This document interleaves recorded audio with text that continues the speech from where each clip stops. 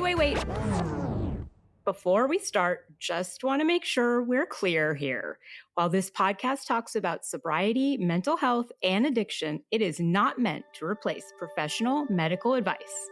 Welcome to Sisters in Sobriety. I'm Kathleen. And I'm Sonia. And we're ex-sisters-in-law, brought together in marriage and bonded through our sobriety journey.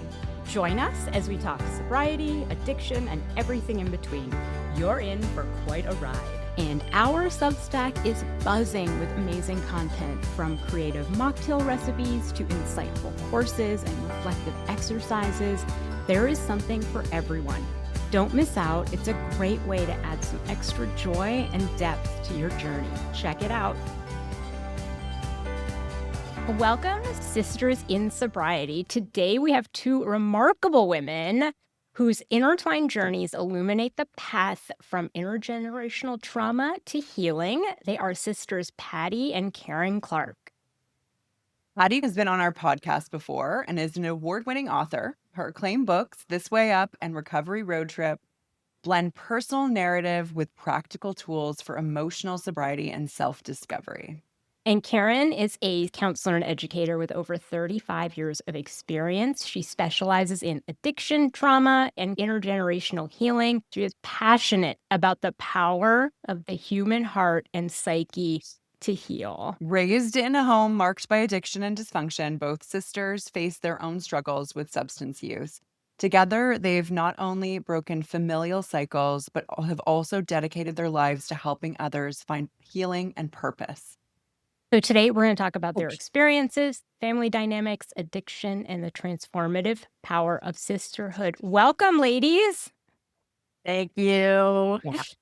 Thank you for being here. We're getting right into it. Patti, you spoke to us about your mother being identified as an alcoholic. So how did family dynamics play out between your parents and the two of you as sisters? Oh, that's a big question. Briefly, as I said, our mother was the identified alcoholic, so she was the scapegoat for sure, but our father was also a practicing alcoholic, but he looked good. I'll briefly say Karin's my older sister, and so a lot of it was transferred onto her. And I haven't talked about this. God, I'm going to start crying already.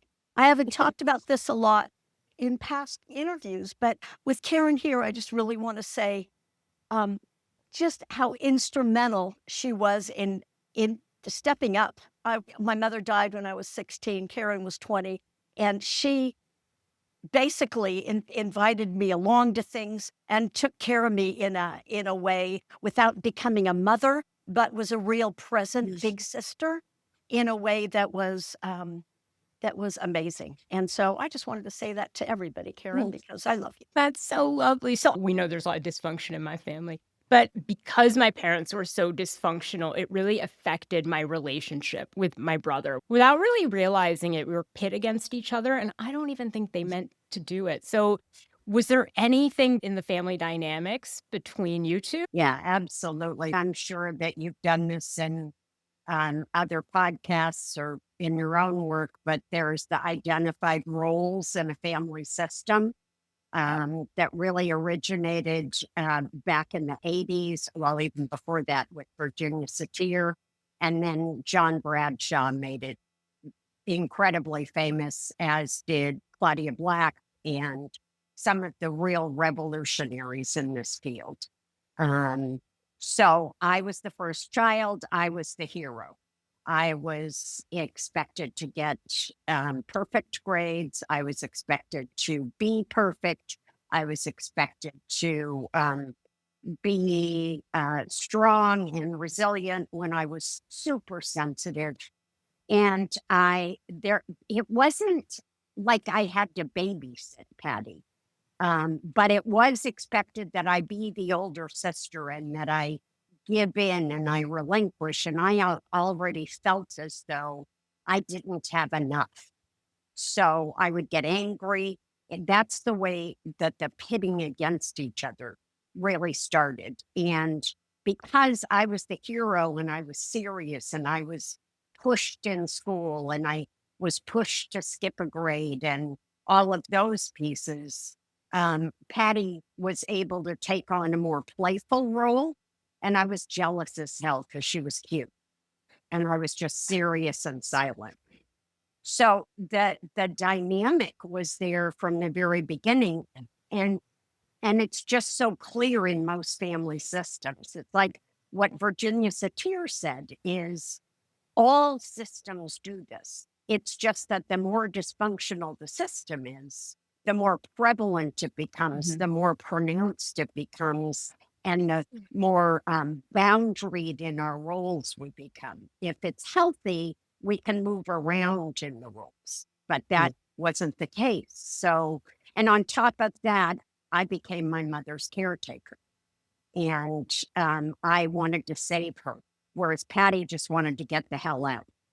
I'm speaking for you. You go ahead. Um, in those roles, because Karin did take that, what I became as the younger sister, shorter, I was, skinny and more of a tomboy. I became the mascot. I was fun. And the way that I would diffuse our pressure cooker is by making jokes, jumping around, being that one. And I got the laughs. And if all else failed, I would do things like knock things over unconsciously. But I was constantly spilling things and knocking things over almost in a very unconscious way of diffusing. And I became like a sidekick almost to my father because Karin moved over to my mother and became the caretaker. And of course, it wasn't so obvious to say it's what I was, what I chose, but I became my father's sidekick, like it or not. And so he would favor me in ways that served me. Now, I didn't know that at the time, obviously, Karin and I, just to let you guys know, we've done a lot of work. We've talked a lot about this, and we won't go into the full process. But after we had both done our own therapy and done our own work in recovery, we could see some of these just toxic roles. And in a lot of ways, it served me better because I had an easier path. I really did. And Karin was right when she said, I just wanted to get the fuck out. I just did not want to be there anymore. And so I just looked for any ways out. And my father thought it was cool that I wanted to travel so much. Right. So that became a favorable thing. So, yeah. But also, Karin and I both remember a time when we had some guests for dinner, and in front of these, which we didn't have often, in front of these guests, Dad said, oh, my daughters eat like birds. Patti's a sparrow and Karin's a vulture. We're sitting at the dinner table, both of us just freeze. It's like there's no winning in a situation like that. And my first addiction was food. Was food. Yeah, I was a compulsive overeater, which is so common for females in these family systems. I wasn't old enough to even think to use substances, quote unquote, yet, but I sure used, I used to call my 4 food groups white flour, white sugar, fat, and coffee. Those are my 4 food groups. Give me cake, give me bread and butter, give me ice cream. I wonder if that maybe came out of being told I was a vulture. And why was I a vulture? Because it was important that I be a good girl, and good girls clean their plates. Right. And, we've talked about rules, and now I think it is important. It feels important to me because this isn't just about us. It's about the way this shows up for so many people who come out of these family systems. And so the hero is usually the first child, but not always. And then it's usually what's next is the scapegoat or the rebel, because the second child looks and says, this bozo is getting all the positive attention, is doing everything right. I haven't got a chance. I always say the hero is the one who's getting straight A's and is on a path and a track to become the doctor or the professor or the whatever it might be that's super cool with great grades. So the second person says, I'm shooting up and driving my Harley through the front window. And that's kind of how that shows up. And then the third child says, there is no space for me, none. So they become invisible. They become the lost child. They lock themselves in their room. Used to be get involved in a lot of art and creativity. And then the fourth one says, this is insane. I'm going to be the mascot, lampshade on my head. Another word that's often used is clown. And the reality is we move around. Interchange. Yeah. But we tend to be very fixed in one in a pronounced way because most families aren't four kids perfectly. And the interesting piece in our case that I think is a good example is when my mom died, because I was fighting her alcoholism for my whole childhood. I would beg her. I would hide it. I would cry. I would get angry. When I became a teenager, I became violent, enraged about her drinking because I loved her. I wanted her in my life. Sorry. And when she died, after all of my energy around drinking, I started drinking alcoholically the day of her funeral. Wow. I bought alcohol and hid it in my car. I was in charge of the funeral, of course, because my dad had left and moved back into the house. And I said, there will be no alcohol. Everyone's saying she died of cancer. She died of alcoholism. She had cirrhosis of the liver that became cancerous. Yeah. And so we're all going to say she died of cancer, poor woman. And so there will be no alcohol. We're not playing that game. I could not do it. And at the funeral, I was in the car smoking joints. So we had asked for it to be a clean funeral, and that's what we were doing. And the thing about the roles is I was the mascot when I was younger, but as soon as I hit puberty, I was doing drugs and alcohol, and I became the rebel. And then I pushed that button. And when my mother died and my father came home, we had this huge fight. Suddenly I was living with my father who said, okay, you'll be home by 10. And I just started laughing and just said, the hell I will. While you've been gone, here's who I am. Here's what I do. I take acid. I take speed. I do this. I stay out. There was nobody here. You can't come home and tell me this. Needless to say, it blew up. But there was that push after being cute and being the mascot that I moved into the rebel. So it's not, as Karin said, it's not fixed. These roles are very interchangeable. But when you see a family system that's this toxic, and we do in recovery, we absolutely do. You can say, so you were the hero. I'm okay. Yeah, you fit the rebel perfectly. You can really identify it. Do you think there's one type that addiction is more prevalent for? Like hero, lost, rebel, mascot. Do you think addiction is more prevalent for one of them? I'd say in the order you just said them. I would say the rebels first. It depends on the age, of course, but I would say the rebel is the one that goes out at first, because they usually say, fuck it. I would say the mascot, because the mascot's the one who's like putting on like a face, right? Who's kind of like putting on a mask. I would feel like the hero because they're like having to button up and be this like straight A, everything's okay. And inside they're like screaming. And just to make it a full circle, I would say the lost child. Because the lost child has the only out they've got is being alone. And their level of depression is usually greater. And there's no outlet. They're just seen as being moody, often as kids, and weird because they're artistic or and the reality is it's all of us. It's all, no matter which role we have, it's the manifestation. The rebel doesn't care if anyone sees it. Yeah, I'm using. You would too if you were smart. Whereas the rest of the system is going to hide it in one form or another. And also a lot of things that go by the wayside as not being addiction are the ways that we start as youth. Like I said, with food.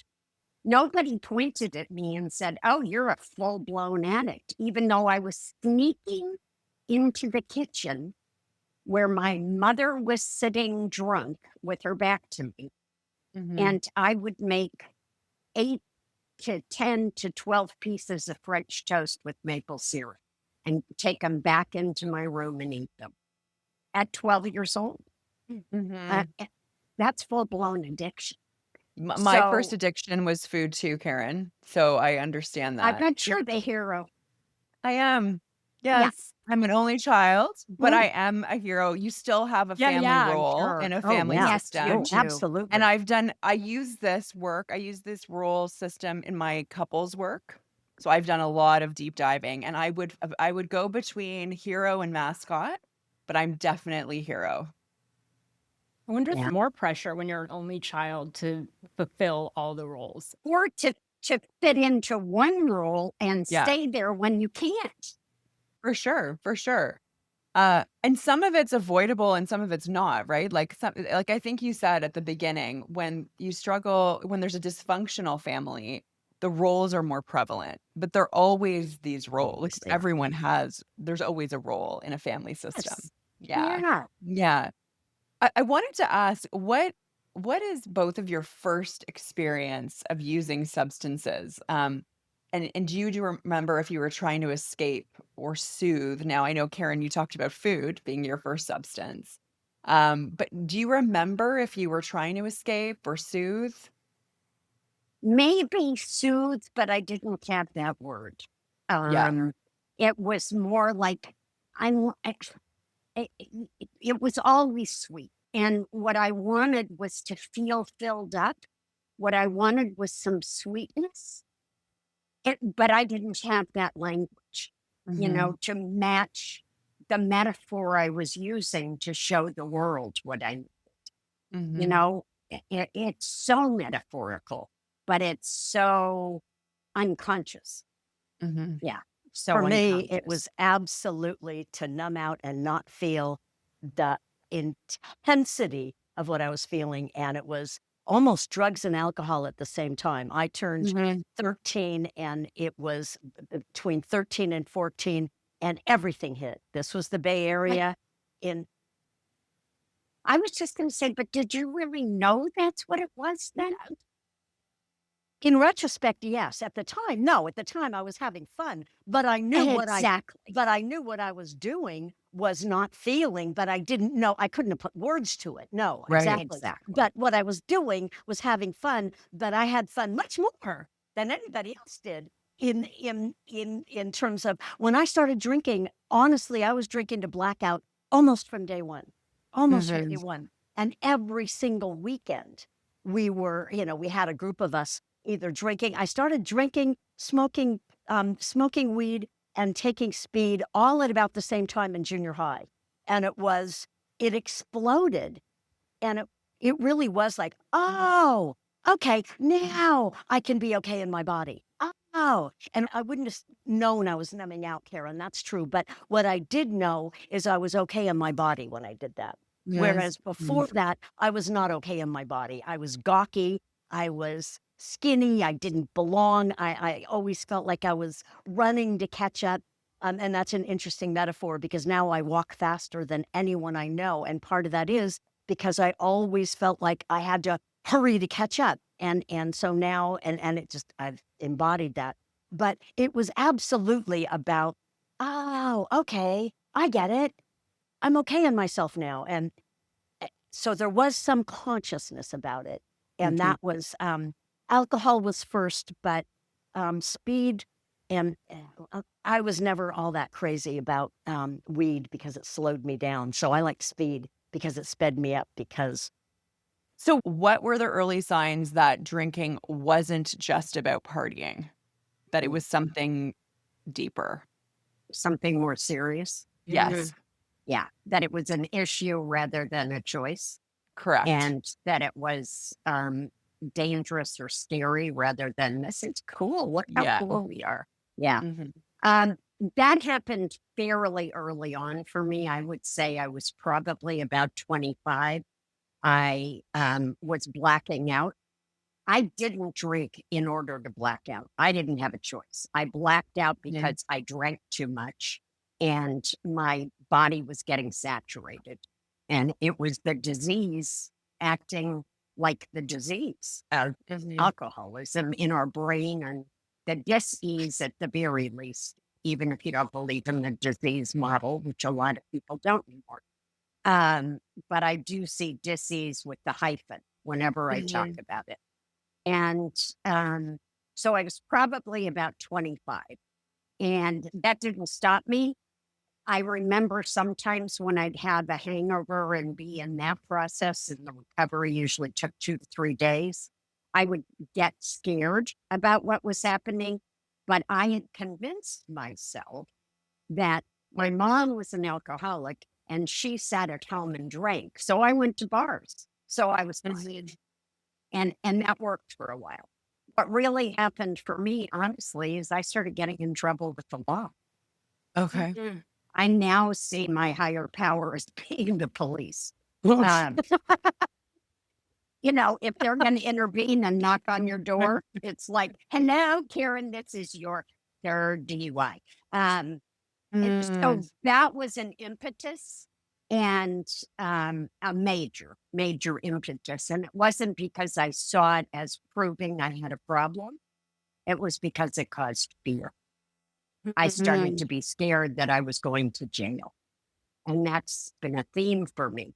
What really happened that made the big difference is I woke up one morning with a hangover as usual and had been in a blackout and I couldn't remember much of my night before. And I had this huge feeling and thought of, I am going to die if I don't stop. So, but up until then, I don't know that I saw it as addiction. I couldn't let myself yet because that was my mom, even though it was my dad too. Yeah. And our grandfathers. And I mean, one of our intergenerational. Intergenerational. Very intergenerational. For me, I absolutely had an easier, softer way, which is unfair. Karin was older than me. I saw what was going on with her. And Karin brought me to my first AA meeting. I think I told you guys this when I gave my story. But I was going to support her, right? She brought me when she got sober and brought me to a meeting, and I was going to support her. So I saw her, wait a minute, I saw her getting sober, and that was a wake-up call. The second piece was, or I don't know which is first and second, to be honest. I guess I was in Japan with my boyfriend that became my husband, and he said, I can't do this anymore. And Jeff and I talked about this the other day, and he doesn't remember this. And I'm like, how the fuck can you not remember this? Anyway, he broke up with me when we were traveling together, and I thought he was my forever partner because he said, I can't watch you drink anymore. And so I had two people spotlight my addiction and my behavior.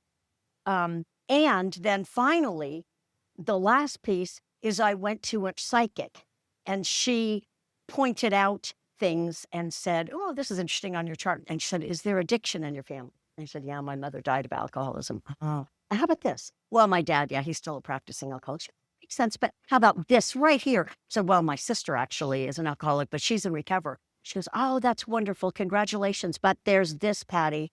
And then she just looked me in the eye and said, are you an alcoholic? And so I had Karin take me to my first meeting, supporting her. But when I got off the plane and I saw Karin, I said to her, what is different? You look different. What are you doing? And I saw that she glowed. And I thought, wow. And she was my drinking partner, my favorite person to do cocaine with and anything else that anybody would put in front of us. And so when I saw her look healthy and good, there was that. And then she brought me to a meeting so I could support her. And then Jeff said that. And then I had the astrologer / psychic say, are you an alcoholic? And I freaked out. And 2 days later, I went to my first AA meeting. So Mhm. I I had a softer way, as Karen said, police being her higher power. I had real gentle higher powers tapping me on the shoulder, and it was gentler and it was easier. Mine was Mhm. too, Patty, because I watched my brother get sober first. And so I think part of it was just accepting it was easier. So looking at him thinking, oh, he had a problem. I probably have a problem. And that's when I started to realize there was some sort of generational tie there. It was the same thing when I first went to the therapist and was diagnosed with depression. They're like, who in your family has depression? And I was like, well, Mhm. and then you're like, this person. You're like, Yeah. so Yeah. did you guys trace addiction back further into your family tree? Oh, Yeah. it's everywhere. I think I mentioned both our grandfathers have been identified. Both of my mom's sisters are alcoholic, were alcoholic. Neither of them are alive anymore. One of them just died 2 years ago. But what's interesting is when you get into recovery, you start Mhm. to see how addiction can manifest differently in different people. And yet that's the very excuse we use. See, I don't do it like her. So I'm not, yeah. So, and then our great aunt was alcoholic. She'd be in the bathroom puking um, at every family holiday, and everybody said, "Oh, she's just not feeling well. Pour me a drink." So that was present, and the other thing that is really present in our family system that we can trace back is the denial and how it Mhm. shows up differently on both sides of the family. Both sides. And yeah, and Patty and I were just talking about this um, as we talked about coming today.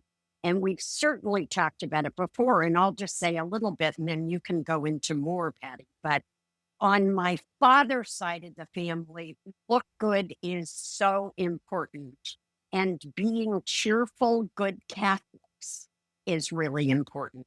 So, it's like that classic, the three monkeys: speak no evil, see no evil, hear no evil. Oh, everybody's Mhm. fine.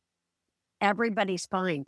Um, One of the stories that really stands out to me is when Patty went to Ireland Yeah, I was going to and she say that. found all this history about the alcoholism in our family. The history, the lineage is great. Yeah. Just a couple of stories that stood out when Yeah. we did talk about it is my father and my aunt both saying that the one thing that stood out in their family system was their father from Ireland, who was a raging alcoholic and would embarrass them so much. One story that stood out in folklore was him driving up on the lawn and falling out of the car and passing out on the lawn in the front yard. And people walked by there going to school, and how mortified our uh, father and his sister were. But Mhm. for me, especially when I was younger, my grandmother's house was my safe place. I mean, we just remembered it as being this place of love. And she was this big Italian woman and she was cooking wonderful food. And so I held on to that as this is my safe place. The reality is that when we look back, is our grandmother was incredibly codependent and probably Mm. had OCD when we look back on what some of her behavior was. But as a child, she was my safe place. She was my Yeah. loving, amazing grandmother. So that we can trace it back on both sides. I mean, Karen and I didn't have a prayer. And now the interesting thing, Karen and I are the only ones in either system, on either side, that got into recovery. And Huh. so we were, not by everyone, but by many. Oh, poor Patti and Karin. Oh, they had the mother that was the alcoholic and died. And so, I'm glad that they found recovery. Whereas Karen and I are looking at the systems and thinking, oh my God, holy shit. Yeah. Thank God we're here and that we can talk about it and do this healing while we watch the other people in the family just spinning and doing more. And we see how it's benefited our own kids. But anyway, that's a whole other story. How has your relationship as sisters shifted, or did it shift once you both got sober? Oh, oh, yeah, absolutely. Um, you know, people talk so much about recovery in terms of going to AA or NA or doing the work around the addiction itself. Um, and I feel really fortunate because not long after I got into recovery, I also went back to school because I recognized that I wasn't doing the work I would be better at. And so I started learning a lot more about the truth of what is at the base of addiction. Mhm. And I still use my professor's definition of addiction, which is from transpersonal psychology, which is a repeated behavior with a predictable outcome that is an unconscious and unsuccessful attempt at self-healing, which to me is just so loving. Yeah. It's really about we're doing the best we can. We're not worthless people doing stupid things. I'm passionate about it. But within that framework, what also kept coming up, and we were really lucky because of the era we were in, is family systems work. So we got as involved in adult children of alcoholism Mhm. as we were in addiction recovery. And then simultaneously and side by side did codependence work.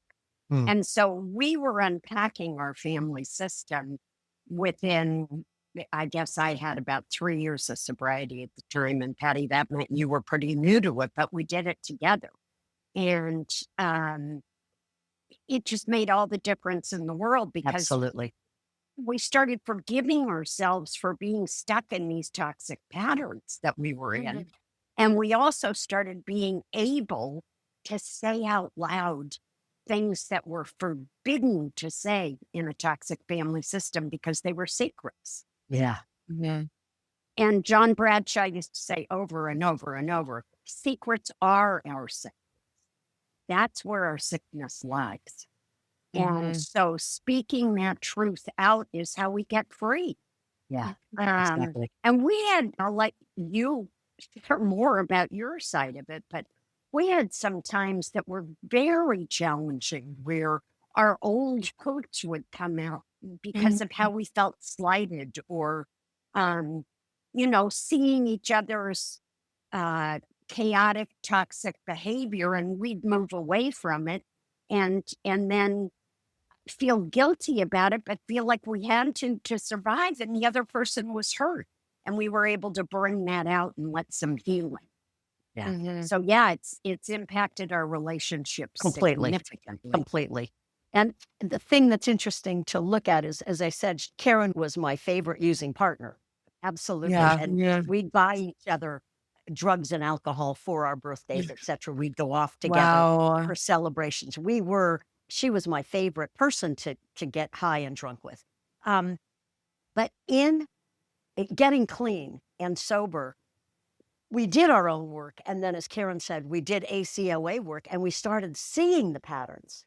It doesn't mean we healed them immediately at all. Mhm. No. But when we clashed, we could see it and identify it. And as Karin said, there were times in sobriety where we had to pull away because we had to take care of ourselves and then come back. Yeah. But that's the thing, is we always came back.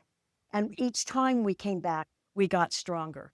And we could use the same language, that's huge, where we could say, I'm cleaning up my side of the street here and I own this, this, and this. And if we pause, the other person can answer, Whereas with my husband, I'll pause and he doesn't fucking get it and it makes me crazy. So I can say those things, or Karin can say them.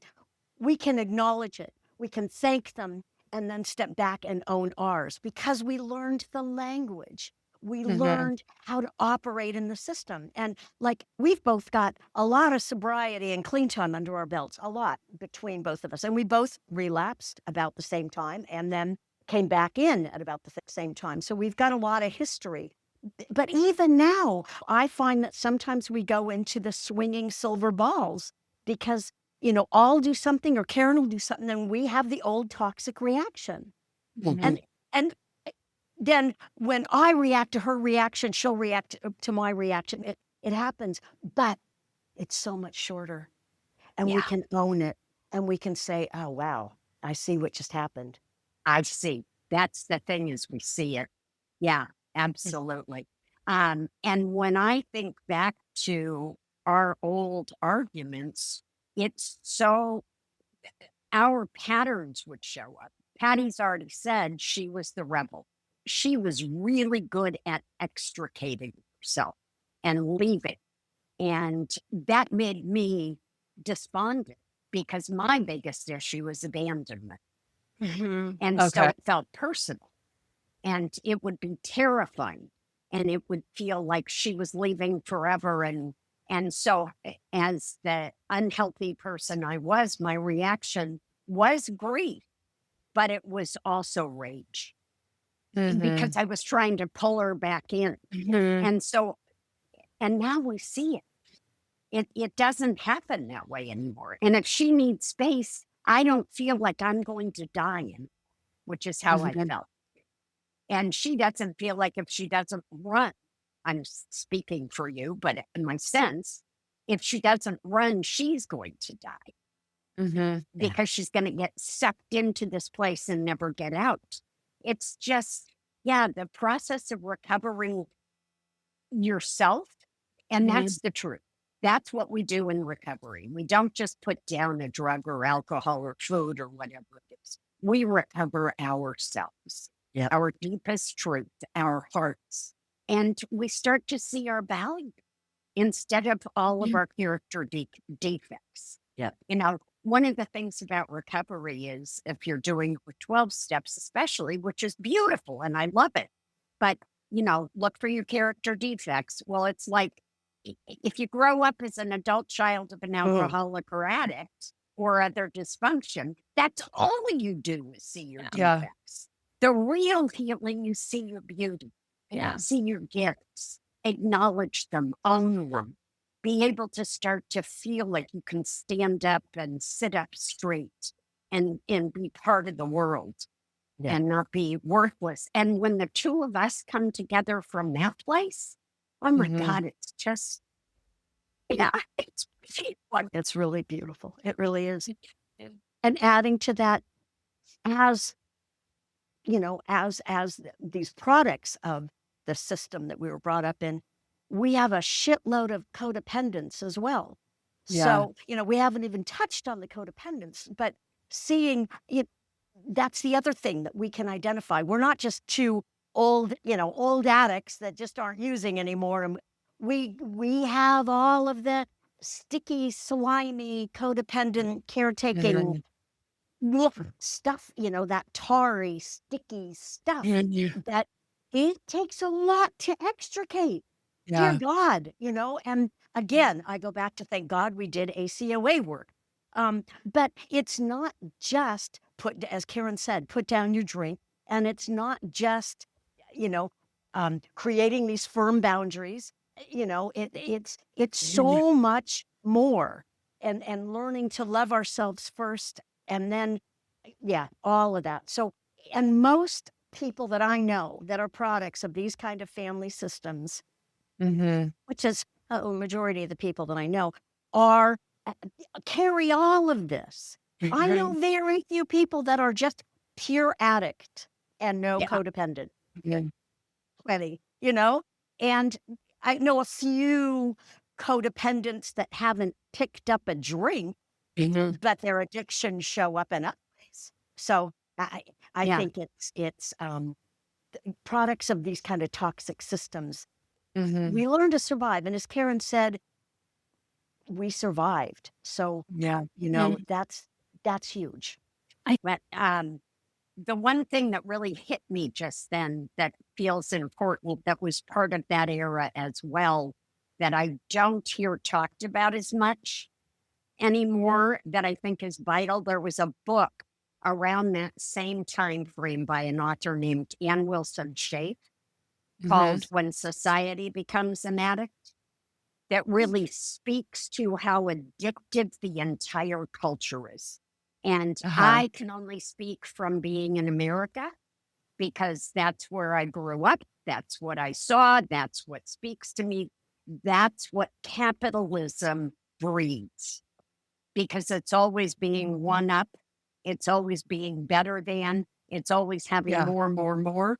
And for sure. that just cultivates addiction in myriad forms, workaholism, greed, etc., that we're seeing just a touch of Yeah. these days. Maybe just a smidge. Just a touch. Just a Yeah. touch. Yeah. But honestly, I think that's true in most of the Western cultures to some degree. And it was a book that and it was really about white male patriarchy in large part, not just capitalism. Um, but just the title for me works. We didn't have a choice.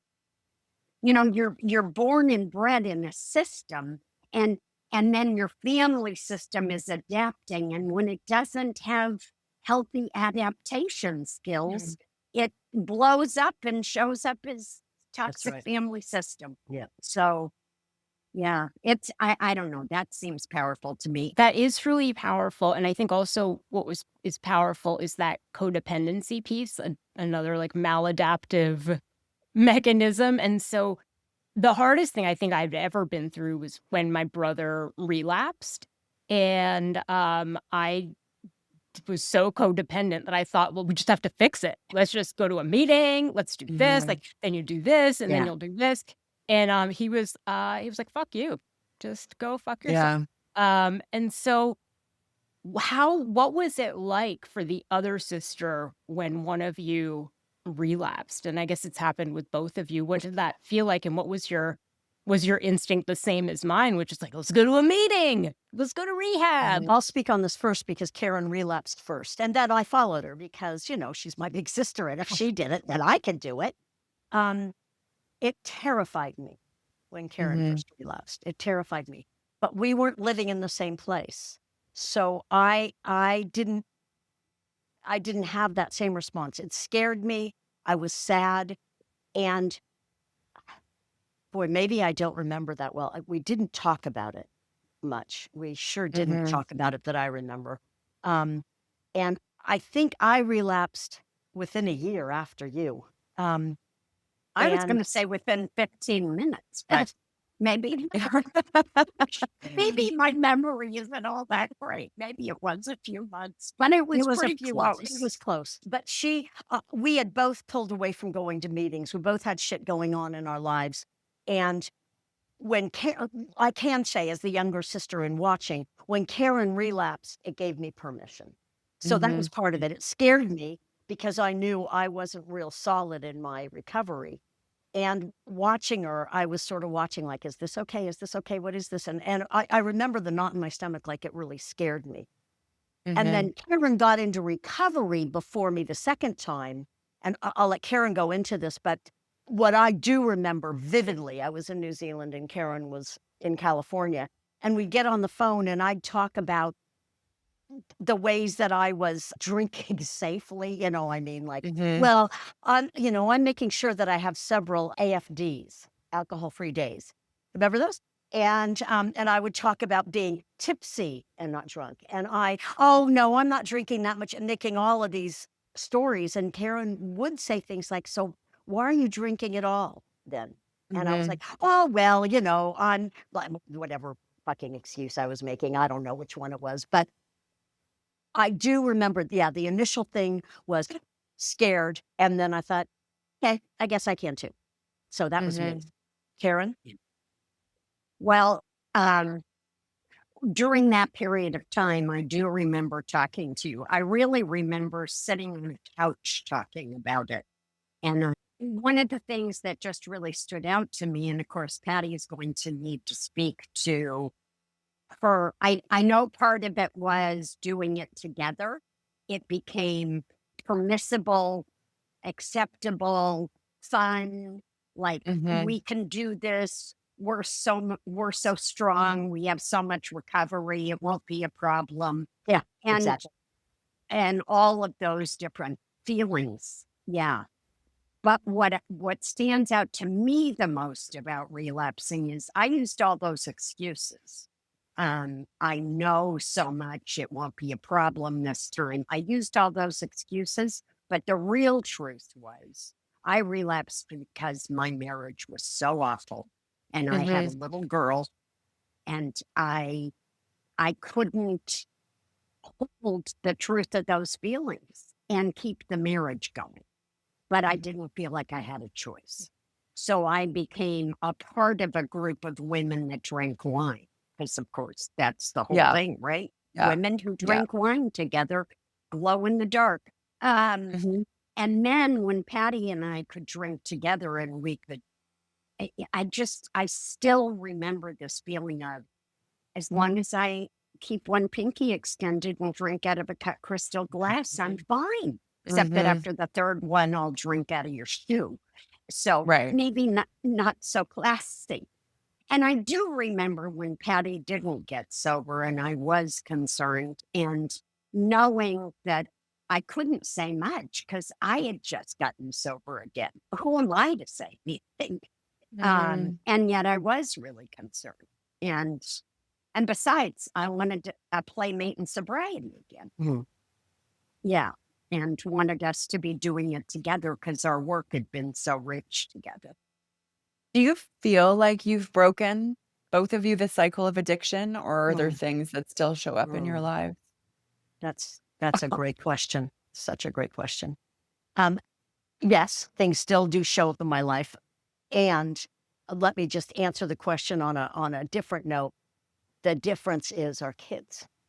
You know, the difference is that what I see with my sons, wow, is miraculous. And I can absolutely say that we broke a multi-generational pattern. Absolutely broke a generational pattern. There is no question. Does it still show up in my life? Oh, fuck yeah. But I see it with my kids. And I got this most beautiful email from my daughter-in-law. And she and I have had some difficult times, but she is the mother of my grandson. And she said, I just want to tell you how grateful I am that you broke that multi-generational pattern, because I can see what Lucas, my son, does as a father to our son. And she said, you did this. You broke a pattern that was huge. And I'm so grateful. So that's how I can see it.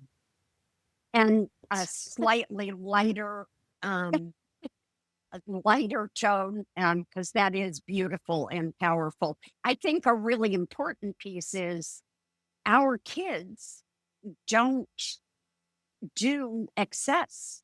And you could say maybe that's just in front of you, but we're so close to them that we would see it.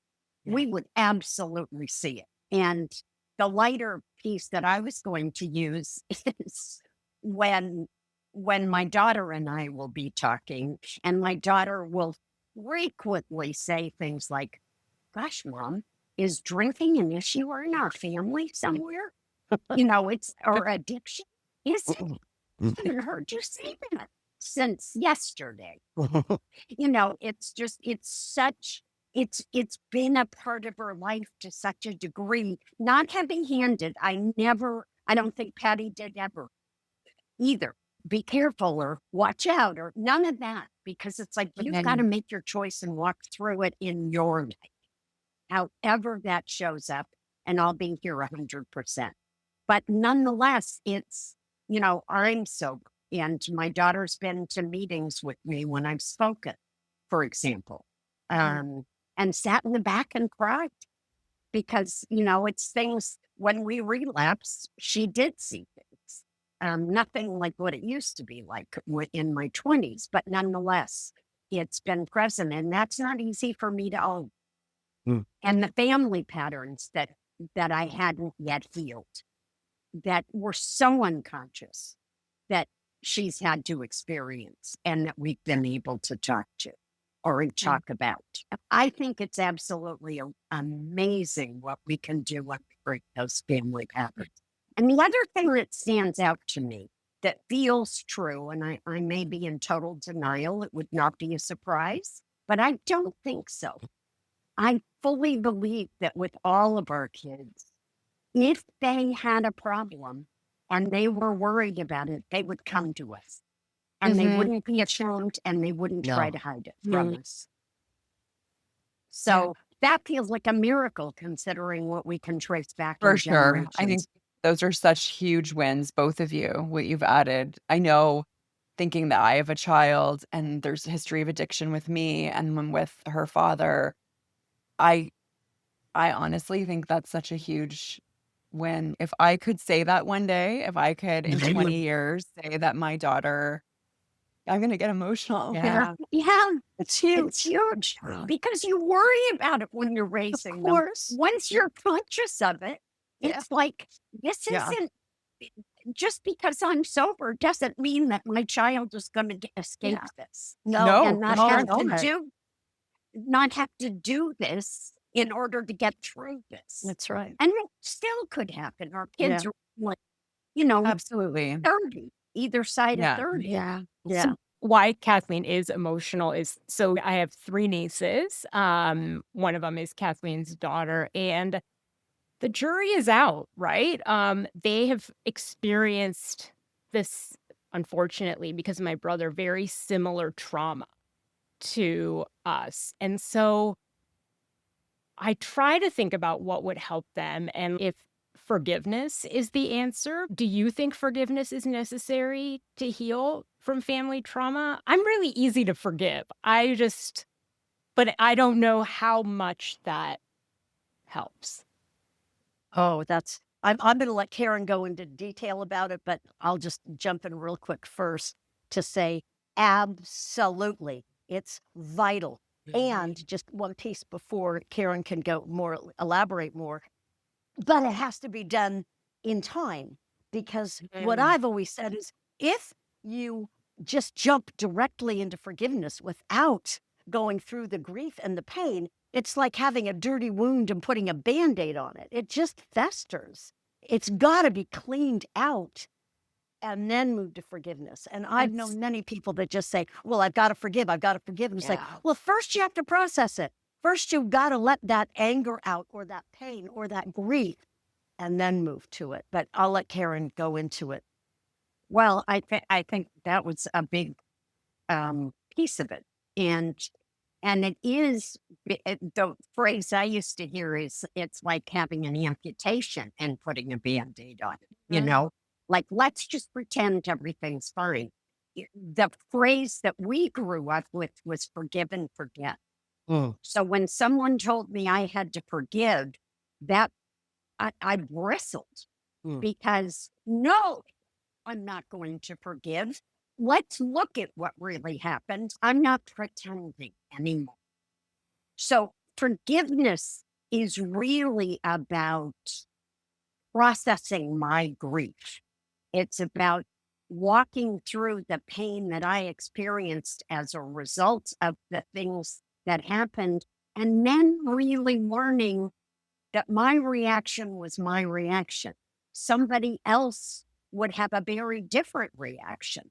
And in fact, as Patti and I have described, because of our roles, because of our process, because of our own experience within the context of our family system, we did react differently. We still had to forgive, but from very different places. Because I had been carrying around, for example, rage and deep resentment because I felt worthless. I just felt absolutely worthless. And so I had to clean that up. You know, feeling worthless is how it manifests usually is a lot of self-pity. A lot of self-pity. And that's about me being special. And I can't look at what you are bringing to me that I need to forgive, whether you know you're bringing it to me or not, and not have cleaned up my side to say, I'm a fully responsible human being in this exchange, in this interaction, and in this present moment. Yeah. And so I need to forgive you because you're human and you're acting out your reality. And I'm so lucky that I've gotten the opportunity to recover and heal. And, what a gift that is. And it's available to all of us, but some of us are too scared to take it. Yeah. It's not because we want to be mean. It's not because we like being sick. It's none of those things. It's scary to confront this stuff. So cultivating compassion really helps bring about true forgiveness. And the compassion only comes when I've given it to myself too.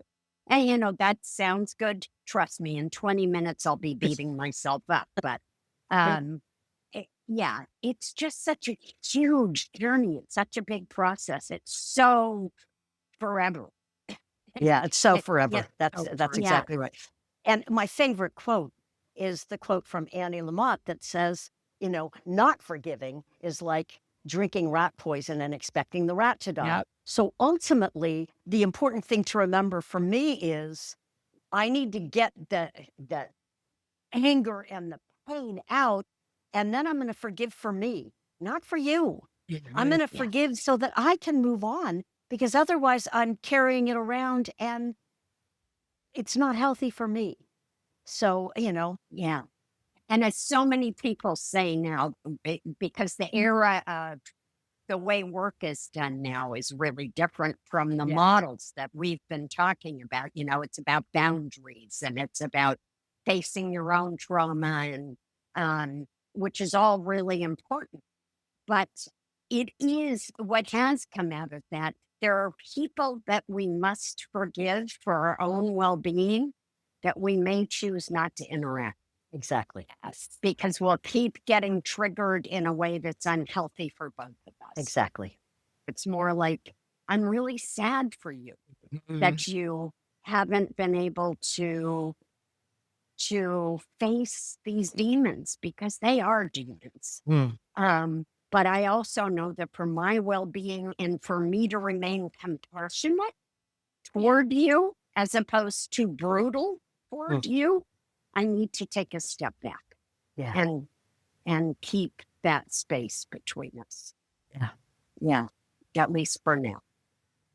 I love that. I needed to hear that today. So I think it's a great place for us to end with forgiveness. And thank you guys so much for being here. Absolutely. And it's such a gift to us as sisters who have done this work to sort of reflect it back to people who don't know us well. It's really profound, because it's not about us. It's about all the tools we've been privileged to be exposed to as a result of all the work that came before us. And what a gift that is to share it back with you and hopefully some people that may find benefit. Yeah, absolutely. Yeah, we need those tools. Yeah. Yeah, we all do. Thank you for the invitation. And this is fun. This is the first time that Karin and I got to do this. And what a perfect venue, Sisters in Sobriety. I know. I love it. Yeah. I love it. I love it too. Thank you for listening to Sisters in Sobriety, and we will see you next week. This was Sisters in Sobriety. Thank you for listening and being with us today. If you want to learn more about sobriety and meet your community, find us at sistersinsobriety.substack.com. Are you a sister in sobriety? Then reach out on social media. We'd love to hear from you. If you're feeling generous, leave us 5 stars and a review, and follow us wherever you listen. You'll never miss an episode. Until next time.